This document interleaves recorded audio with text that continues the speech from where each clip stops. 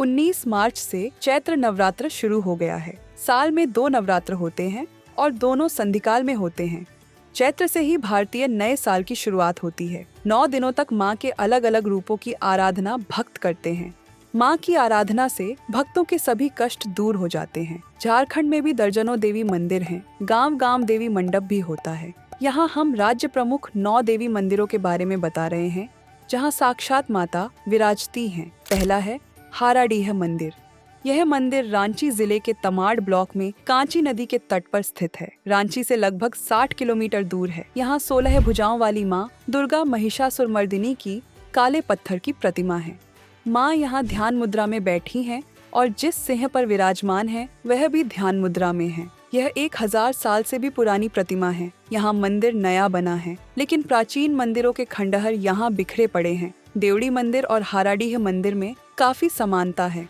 दूसरा है द्यूड़ी मंदिर। रांची टाटा रोड पर तमाड़ से 3 किलोमीटर दूर स्थित है प्राचीन द्यूड़ी मंदिर। मंदिर में 16 भुजी माँ दुर्गा विराजती हैं। नवरात्र के अवसर पर माँ के दर्शन के लिए श्रद्धालुओं का तांता लगा रहा है। मंदिर में 16 भुजी माँ दुर्गा के अलावा भगवान शिव की मूर्ति भी स्थापित है। इस मंदिर को आदिवासी और हिंदू संस्कृति का संगम कहा जाता है, क्योंकि इस मंदिर के पुजारी पाहन और ब्राह्मण दोनों हैं। तीसरा है माँ उग्रतारा मंदिर। लातेहार के चंदवा प्रखंड के नगर गांव स्थित माँ उग्रतारा मंदिर में दुर्गा पूजा का त्योहार बड़ी धूमधाम से मनाया जाता है। यहाँ 16 दिनों की नवरात्र साधना होती है। कैथी भाषा में लिखे 500 वर्ष पुराने ग्रंथ का अनुसरण करते हुए पूजा अनुष्ठान कराया जाता है। मंदिर के मुख्य प्रकोष्ठ में उग्रतारा की छोटी छोटी मूर्तियां हैं, जो हमेशा वस्त्राच्छादित रहती हैं। चौथा है मां छिन्नमस्तिके मंदिर रजरप्पा। रांची से करीब 80 किलोमीटर दूर रामगढ़ के रजरप्पा में स्थित मां छिन्नमस्तिके मंदिर सिद्धपीठ है। मां छिन्नमस्तिके के रूप में मां दुर्गा भक्तों की समस्त मनोकामना पूरा करती है। भैरवी, भेड़ा और दामोदर नदी के संगम पर स्थित यह शक्तिपीठ तंत्र साधना का भी बड़ा केंद्र है। 10 महाविद्याओं की सिद्धि हासिल करने के लिए साधक यहाँ दूर दूर से आते हैं। मंदिर में दर्शन के लिए हमेशा भीड़ रहती है। 5वां है महामाया मंदिर। गुमला जिला मुख्यालय से 30 किलोमीटर और घाघरा प्रखंड से 8 किलोमीटर दूर अवस्थित है हापामुनि गांव। यहाँ अति प्राचीन महामाया मंदिर है, जो हापामुनि गांव के बीच में है। मंदिर की स्थापना विक्रम संवत 965 यानी 908 ईस्वी में हुई थी। मंदिर की स्थापना महाराजा मोहन राय के बेटे गजघंट द्वारा की गई थी। वे नागवंश के 22वें राजा थे।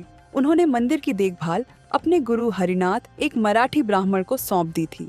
छठा है मौलिकशा मंदिर। संताल परगना के दुमका जिले में शिकारीपाड़ा के पास बसे एक छोटे से गांव मलुटी को गुप्त काशी कहा जाता है। यहाँ पर मौलिकशा माता का मंदिर है, जिसकी मान्यता जागृत शक्तिपीठ के रूप में है। माँ मौलिकशा के मंदिर में माँ के मस्तक के ही दर्शन किए जा सकते हैं। मंदिर के भीतर गर्भगृह एवं ऊंचे चबूतरा पर माँ की सौम्य भव्य प्रतिमा स्थापित है। माँ मौलिकशा माँ तारा की बड़ी बहन के रूप में जानी जाती है। 7वां है माँ भद्रकाली मंदिर। चतरा के ईटखोरी प्रखंड मुख्यालय से करीब 1.5 किलोमीटर दूर स्थित भदुली गांव में माँ भद्रकाली मंदिर स्थित है। मंदिर में कमल के आसन पर माँ भद्रकाली की आदम कद प्रतिमा वरदायिनी मुद्रा में है। माँ की चतुर्भुज प्रतिमा करीब 4.5 फीट ऊंची और 2.5 फीट चौड़ी है और एक बेशकीमती काले पत्थर को तराश कर बनाई गई है। प्रतिमा के चरणों के नीचे ब्राह्मी लिपि में यह अंकित है कि प्रतिमा का निर्माण 9वीं शताब्दी में राजा महेंद्रपाल द्वितीय ने कराया था। 8वां है गढ़देवी का मंदिर। गढ़वा जिले में माँ गढ़देवी का मंदिर है। मंदिर के कारण ही जिले का नाम गढ़वा पड़ा।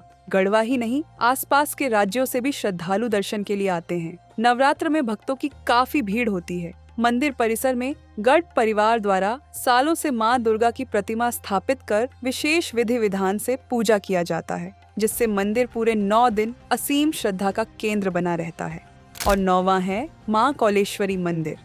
चतरा जिले के हंटरगंज प्रखंड से 6 किलोमीटर दूर स्थित माँ कौलेश्वरी मंदिर श्रद्धा और आस्था का केंद्र है। कोल्हुआ पहाड़ की शीर्ष पर बने इस प्राचीन मंदिर में माँ कौलेश्वरी की दिव्य प्रतिमा स्थापित है। यह मंदिर 10वीं सदी में बनाया गया था। धार्मिक कथाओं के अनुसार राजा विराट ने माता के प्रतिमा को यहाँ स्थापित किया था। दुर्गा सप्तशती में देवी भगवती को कौलेश्वरी कहा गया है।